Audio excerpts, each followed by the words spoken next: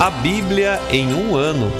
Uma experiência de encontro com Jesus Cristo, a Palavra de Deus.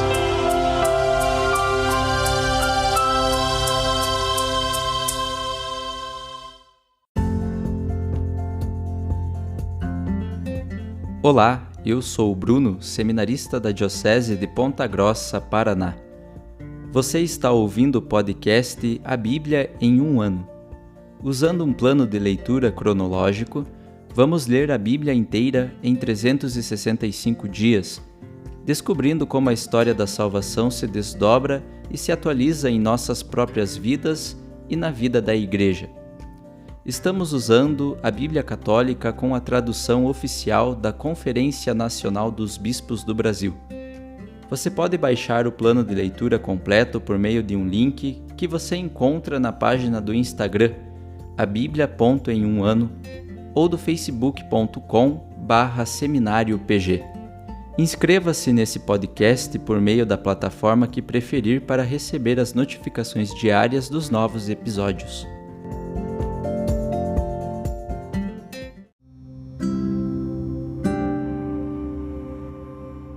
Olá, eu sou o Padre Joel Nalepa, da Diocese de Ponta Grossa, no Paraná. Antes de iniciarmos a leitura e a escuta dos textos bíblicos propostos para hoje, vamos pedir que o Espírito Santo ilumine nossa mente e nosso coração para que a Palavra de Deus frutifique em nossas vidas. Em nome do Pai, do Filho e do Espírito Santo. Amém. Vindo Espírito Santo, enchei os corações dos vossos fiéis e acendei neles o fogo do vosso amor. Enviai o vosso Espírito, e tudo será criado, e renovareis a face da terra. Oremos.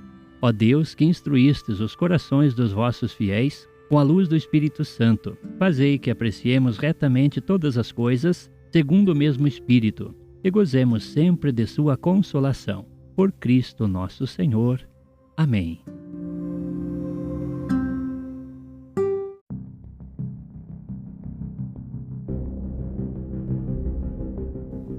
Hoje é o dia 322 do nosso podcast.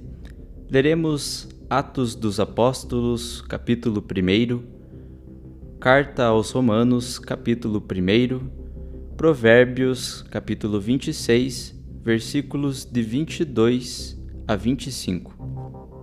Atos dos Apóstolos, capítulo 1. No meu primeiro escrito, ó Teófilo, tratei de tudo o que Jesus fez e ensinou desde o começo até o dia em que foi elevado ao céu, depois de ter dado instruções pelo Espírito Santo aos apóstolos que ele havia escolhido. Depois da sua paixão, Jesus mostrou-se vivo a eles com numerosas provas. Apareceu-lhes por um período de 40 dias falando do reino de Deus. Ao tomar a refeição com eles, deu-lhes esta ordem: não vos afasteis de Jerusalém, mas esperai a realização da promessa do Pai, da qual me ouvistes falar quando eu disse: João batizou com água, vós, porém, dentro de poucos dias, sereis batizados com o Espírito Santo. Ora, aqueles que estavam com ele perguntavam-lhe: Senhor, é este o tempo em que restaurarás o reino de Israel?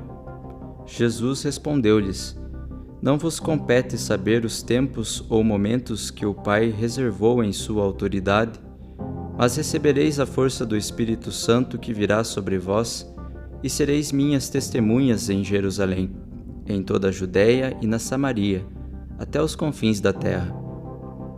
Depois de dizer isso, Jesus foi elevado à vista deles, e uma nuvem o ocultou aos seus olhos. Continuavam olhando para o céu, enquanto Jesus subia.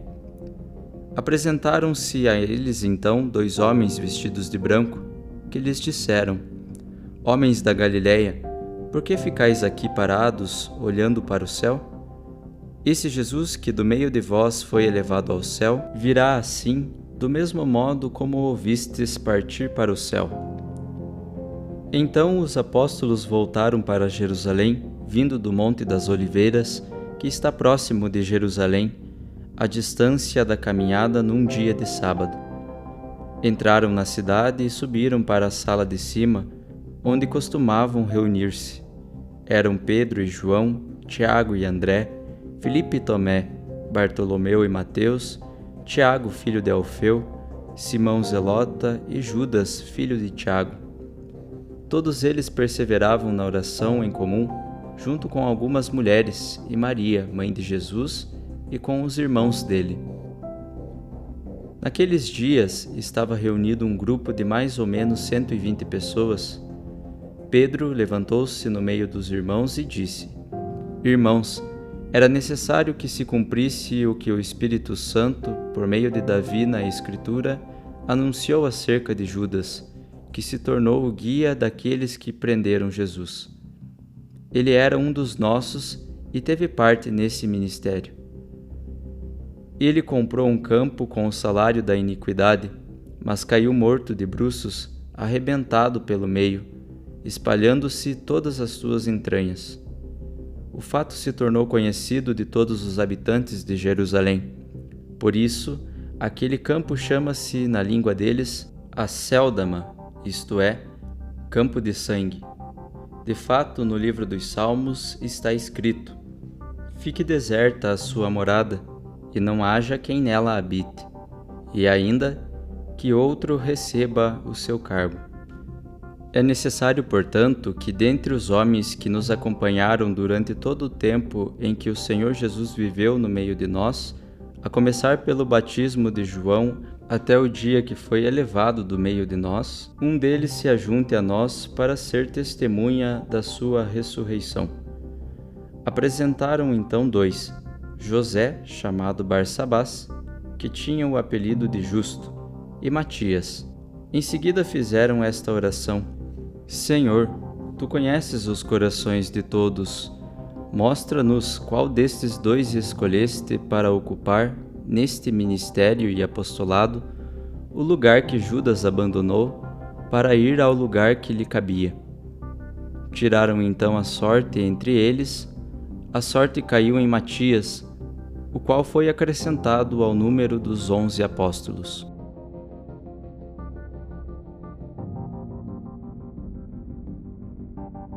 Romanos capítulo 1. Paulo, servo de Cristo Jesus, chamado a ser apóstolo, separado para o Evangelho de Deus, que foi prometido por meio de seus profetas nas Sagradas Escrituras, a respeito de seu Filho, o qual, segundo a carne, era descendente de Davi, mas segundo o Espírito de Santidade, foi constituído Filho de Deus com poder desde a ressurreição dos mortos, Jesus Cristo, nosso Senhor.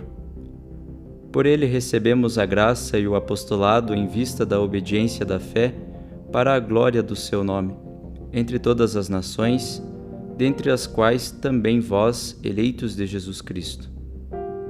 A todos os que estão em Roma, amados de Deus e chamados santos, a vós graça e paz da parte de Deus, nosso Pai, e de nosso Senhor Jesus Cristo. Primeiramente, dou graças ao meu Deus, por meio de Jesus Cristo, por todos vós, pois a vossa fé é proclamada no mundo inteiro. Deus, a quem presto culto em meu espírito pelo Evangelho de seu Filho, é testemunha de que constantemente me lembro de vós, pedindo sempre em minhas orações que eu possa, algum dia, visitar-vos de acordo com a vontade de Deus. Desejo vivamente ver-vos para compartilhar convosco algum dom espiritual, a fim de seres confirmados, isto é, para ser consolado juntamente convosco por meio da fé comum, vossa e também minha. Aliás, irmãos, não quero que ignoreis que muitas vezes me propus ir até vós, mas até agora tenho sido impelido, a fim de colher algum fruto, tanto entre vós como entre as demais nações. Sou devedor tanto aos gregos quanto aos bárbaros, tanto aos letrados quanto aos sem instrução. Por isso, desejo anunciar o Evangelho também a vós que estáis em Roma. Eu não me envergonho do Evangelho, pois ele é poder de Deus para a salvação de todo aquele que crê, primeiro para o judeu, mas também para o grego. De fato, nele a justiça de Deus se revela da fé para a fé, como está escrito: o justo da fé viverá. Revela-se do céu a ira de Deus contra toda a impiedade e injustiça dos homens que na injustiça impedem a verdade. Pois o que de Deus se pode conhecer é entre eles manifesto, já que Deus o manifestou a eles. De fato, os atributos invisíveis de Deus, seu poder eterno e sua divindade, são compreendidos através das coisas feitas desde a criação do mundo, a fim de que eles não tenham desculpa. Por isso, mesmo tendo conhecido a Deus, não o glorificaram como Deus, nem lhe deram graças. Pelo contrário, perderam-se em seus pensamentos fúteis, e seu coração insensato se obscureceu. Dizendo-se sábios, tornaram-se tolos, e trocaram a glória do Deus incorruptível pela aparência da imagem de um ser humano corruptível e de pássaros, quadrúpedes e répteis. Por isso, Deus os entregou à impureza, segundo os desejos de seus corações, ao ponto de desonrarem seus próprios corpos. Trocaram a verdade de Deus pela mentira, adoraram e cultuaram a criatura em lugar do Criador, que é bendito para sempre. Amém. Por causa disso, Deus os entregou às paixões vergonhosas. Tanto as mulheres substituíram a relação natural por uma relação contra a natureza, como também os homens abandonaram a relação natural com a mulher e arderam de luxúria uns pelos outros, praticando a indecência, homem com homem, e recebendo em si mesmos a devida paga de seus desvios. E porque não quiseram alcançar a Deus pelo conhecimento, Deus os entregou ao seu reprovado modo de pensar para praticar aquilo que é impróprio, repletos de toda injustiça, iniquidade, avareza, malvadez, cheios de inveja, homicídio, rixa, fraude, malignidade, caluniadores, difamadores, inimigos de Deus, insolentes, soberbos, presunçosos, tramadores de maldades, rebeldes aos pais, insensatos, desleais, sem afeição, sem misericórdia.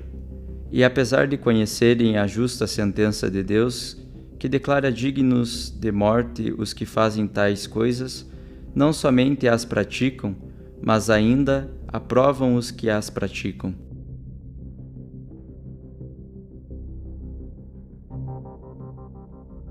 Provérbios capítulo 26, versículos de 22 a 25. As palavras do caluniador são insinuantes, elas chegam até o íntimo das entranhas. Como escória de prata recobrindo um vaso de barro, assim são os lábios levianos e um coração maligno.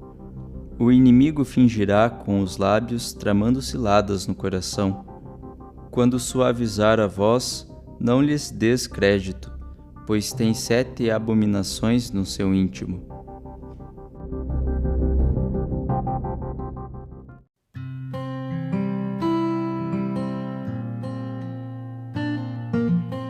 Olá, eu sou o Padre Rodrigo Ribas.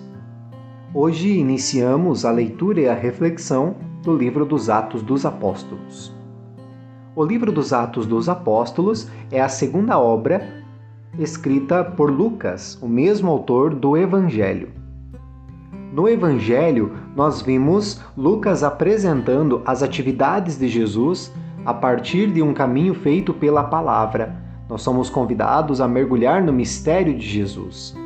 Agora, no livro dos Atos dos Apóstolos, nós vemos o mesmo caminho, só que focando no trabalho dos seguidores de Jesus, estes que são animados pela ação do Espírito Santo. O livro dos Atos dos Apóstolos é o Evangelho do Espírito e da Igreja. A partir de agora, nós veremos a Igreja em missão.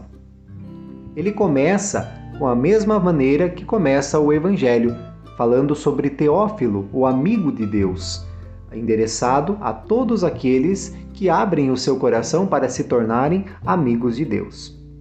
No capítulo 1 de Atos dos Apóstolos, Lucas faz uma recapitulação de tudo aquilo que aconteceu no seu primeiro livro, terminando com a narrativa da ascensão. Agora, partindo da ascensão, nós vemos uma chamada de atenção. Não se pode ficar apenas olhando para o céu. O trabalho iniciado por Jesus, ele precisa ser levado em frente. E é assim que nós vamos ver, então, a formação do novo povo de Deus, a partir do testemunho dos apóstolos. Algo bastante interessante que nós vemos já no início e que acredito ser interessante nós destacarmos aqui é o retorno dos apóstolos para uma sala superior. O que seria essa sala superior? Essa sala superior, ela já apareceu no Evangelho de Lucas. É o lugar da última ceia, é o lugar da instituição da Eucaristia. A nova comunidade do povo de Deus, ela parte da experiência eucarística. É na Eucaristia que nós encontramos a força para iniciar a nossa missão. É da Eucaristia que emana toda a atividade missionária da Igreja. É o centro da vida cristã. Por isso, há o retorno. Isso é um convite para nós, todos nós, termos esta experiência dentro de nós. Precisamos sempre retornar à Eucaristia, porque é a força, é o alimento, é aquilo que vai nos conduzir através das nossas atividades, na nossa vivência de fé. A Igreja, a partir de agora, ela parte do testemunho dos 12. Atos, no capítulo 1, também vai mostrar a necessidade desta experiência apostólica, desse testemunho apostólico para que a missão aconteça. Há então a eleição de Matias, aquele que vai estar no lugar de Judas, aquele que foi o traidor. E é aqui então que Pedro, cumprindo a sua missão, aquela recebida por Jesus, quando Jesus disse para ele, você é Pedro e sobre esta pedra eu vou edificar a minha igreja. Pedro então ele vai apresentar 3 critérios para o apostolado. Aqui nós vamos ver isso na eleição de Matias, mas isso também vale, atualizando para a nossa vida, para todos aqueles que são seguidores de Jesus. Primeiro, precisa ser membro da comunidade, alguém que vive em comunidade. Segundo, ser seguidor de Jesus na sua totalidade. Não é escolher ou aderir a Jesus apenas em partes, mas sim na sua totalidade. E também ser testemunha fiel. Testemunhar com fidelidade aquilo que de Jesus recebe. Em paralelo a Atos dos Apóstolos, nós iniciamos também a leitura da carta de São Paulo aos Romanos. É a carta mais longa e mais teológica, que ela tem por intenção tratar a salvação trazida por Jesus como um dom gratuito. A única condição é a adesão pela fé. No primeiro capítulo de Romanos, nós vamos ver que aderir a Jesus pela fé é assumir a sua pregação como verdade para a vida. Portanto, precisa renunciar tudo aquilo que contradiz o ensinamento de Cristo, acolher com generosidade aquilo que Jesus ensinou, abandonando as ações que contradizem a vivência cristã.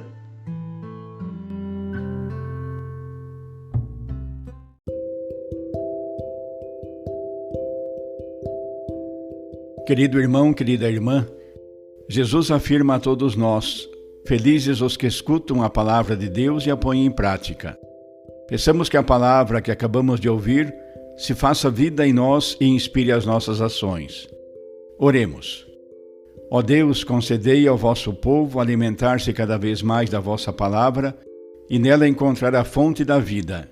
Por nosso Senhor Jesus Cristo, vosso Filho, na unidade do Espírito Santo. Amém. Quem vos fala é o Padre Jaime Roça, vigário-geral da Diocese de Ponta Grossa, no Paraná. Que desça sobre vós a bênção de Deus Todo-Poderoso, Pai, Filho e Espírito Santo. Amém.